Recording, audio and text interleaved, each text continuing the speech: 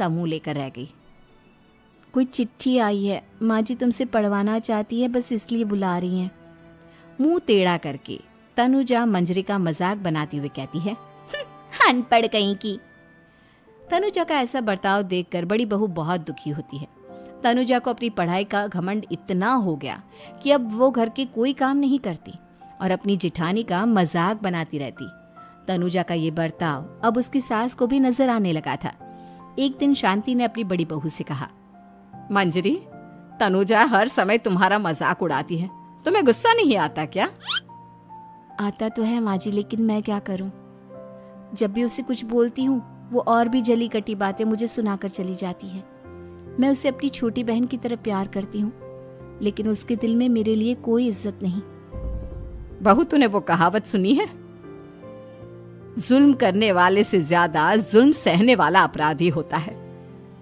मंजरी अपनी सास का इशारा समझ जाती है।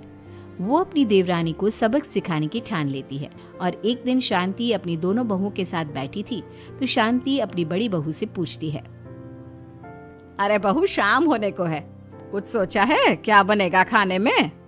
माँ जी, मेरे तो सर में बहुत दर्द है आज। मेरी प्यारी देवरानी ही कुछ अंग्रेजी खाना बनाकर खिलाएगी।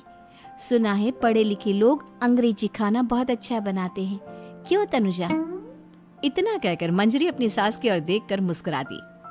तनुजा अपनी तारीफ सुनकर बहुत खुश हो गई। इतने में शांति कहती है, यह तो सच बात है छोटी बहू, ये तो मैंने भी सुना है। हम भी पक गए हैं बड़ी बहू के हाथ का खाना खा खा कर। तनुजा, तुम्हारी माँ भी तो तुम्हारे खाने की बहुत तारीफ करती है, आज हमें भी खिला दो कुछ अच्छा सा बनाकर।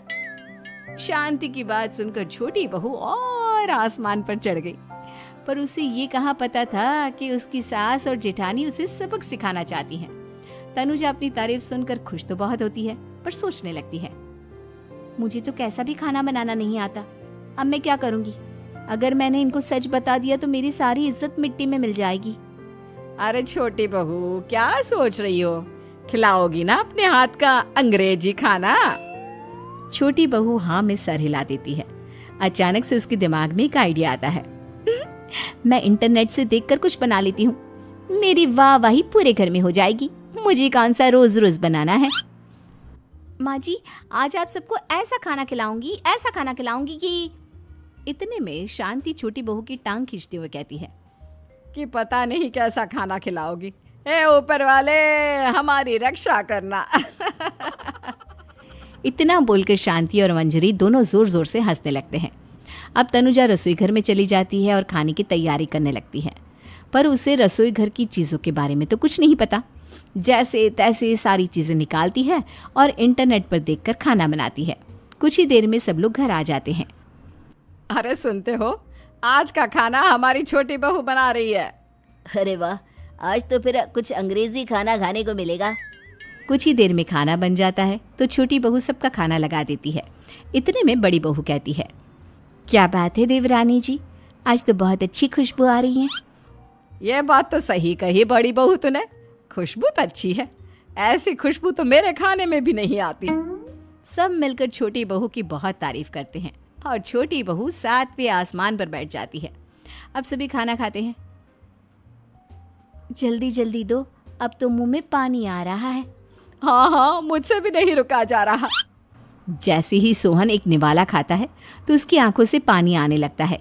ये देखकर शांति सोहन से पूछती है, क्या हुआ जी, खाना इतना अच्छा बना है कि आंखों से पानी आ गया? सोहन चुप रहता है और धीरे धीरे से खाना शुरू कर देता है।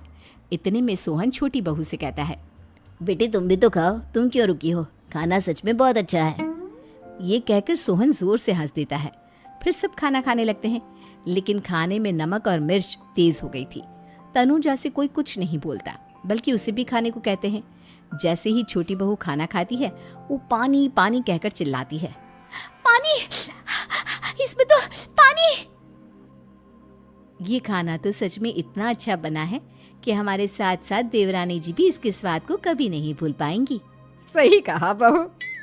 तनुजा को अपनी गलती का एहसास हुआ और उसने अपनी सास से कहा, माँ जी ये मेरी गलती नहीं है, इंटरनेट पर दिखाया था